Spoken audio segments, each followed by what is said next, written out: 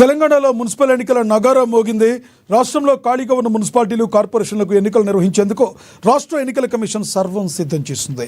ఈ క్రమంలోనే ఇవాళ సాయంత్రం 4 గంటలకు రాష్ట్ర ఎన్నికల కమిషనర్ మీడియా సమావేశం నిర్వహించి ఎన్నికల పూర్తి షెడ్యూల్ను అధికారికంగా ప్రకటించనున్నారు. రాష్ట్ర వ్యాప్తంగా పదవీకాలం ముగిసిన 116 మున్సిపాలిటీలు, 7 నగరపాలక సంస్థలకు ఎన్నికలు జరగనున్నాయి. వీటిలో మేయర్, మున్సిపల్ చైర్మన్ పదవులకు సంబంధించిన రిజర్వేషన్లు ప్రభుత్వం ఇప్పటికే ఖరారు చేస్తుంది. ఎన్నికల నోటిఫికేషన్ విడుదలైన వెంటనే అభ్యర్థులు తమ నామినేషన్లు దాఖలు చేసేందుకు వీలుగా అధికారులు అన్ని ఏర్పాట్లు పూర్తి చేశారు. ఇక ఎన్నికల కమిషనర్ షెడ్యూల్ విడుదల చేసిన మరుక్షణం నుండే సంబంధిత మున్సిపాలిటీలు, కార్పొరేషన్ల పరిధిలో ఎన్నికల ప్రవర్తనా నియమావళి అమల్లోకి రానుంది. సమాచారాన్ని అందించడానికి ఫోన్లో అందుబాటులో ఉన్నారు హరీష్. హరీష్తో మాట్లాడదాం. మా ప్రతినిధి హరీష్, చెప్పండి, మీ దగ్గర ఉన్న తాజా సమాచారం ఏంటి? అసలు ఏ టైంకి ఎన్నికల షెడ్యూల్ వచ్చే అవకాశం ఉందంటారు? రైట్ లక్ష్మణ, ఈ మున్సిపల్ ఎన్నికలకు సంబంధించి కూడా నగారా మోగబోతున్న నేపథ్యం అయితే కనిపిస్తా ఉంది. ఇక 3:45 ఎన్నికల కమిషనర్ రాణి కుముదిని మీడియా సమావేశం నిర్వహించారు. ఈ సమావేశంలో ప్రధానంగా మున్సిపల్ ఎన్నికలకు సంబంధించి కూడా ఏదైతే నోటిఫికేషన్ జారీ చేసేందుకు సిద్ధంగా ఉందని చెప్పవచ్చు.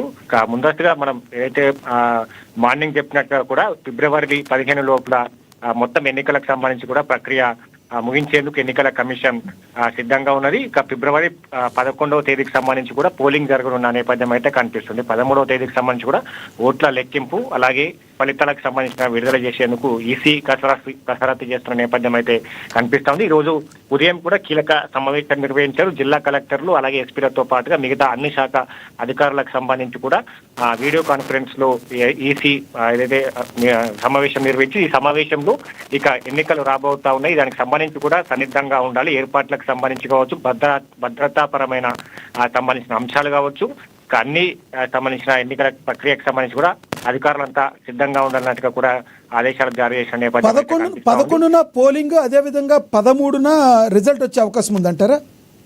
రైట్, 11వ తేదీకి సంబంధించి కూడా పోలింగ్ నిర్వహించేందుకు ఈసీ సిద్ధంగా ఉందని చెప్పొచ్చు. ఎందుకంటే ఇప్పటికీ బ్యాలెట్ పత్రాలు కావచ్చు, ఒకవైపు ఓటర్ జాబితాకు సంబంధించి కూడా విడుదల చేసింది. దాంతో పాటుగా బ్యాలెట్ ఏదైతే బ్యాలెట్ నమూనాలో ఇప్పుడు ఓటింగ్ నిర్వహించేందుకు ఈసీ సిద్ధంగా ఉంది. కాబట్టి పత్రాల ముద్రణకు సంబంధించి కావచ్చు, పోలింగ్ బూతులకు సంబంధించి కావచ్చు, పోలింగ్ బూతులకు సంబంధించి కూడా అక్కడ భద్రతాపరమైన ఏర్పాట్లతో పాటుగా సీసీ కెమెరాలకు సంబంధించి కూడా బిగింపు అంశాలపై కావచ్చు, సమస్యాత్మకమైన పోలింగ్ బూత్లను కూడా గుర్తించడం జరిగింది. ఇక వీటన్నిటికి సంబంధించి కూడా ఇక మొత్తంగా మున్సిపల్ ఎన్నికలకు సంబంధించి కూడా పూర్తి స్థాయిలో ఏర్పాట్లు సిద్ధంగా ఉన్నాయి. మొత్తంగా రాష్ట్రంలోనే 116 మున్సిపాలిటీలు, ఏదైతే కోర్టు వివాదాల్లో కొన్ని మున్సిపాలిటీలు ఉన్నాయి వాటికి మినహాయించి 116 మున్సిపాలిటీలు, 7 మున్సిపల్ కార్పొరేషన్లకు సంబంధించి కూడా ఎన్నికలు ఈ నెల 11వ తేదీ కూడా 11వ తేదీన జరగబోతున్న నేపథ్యం అయితే కనిపిస్తా ఉన్నది.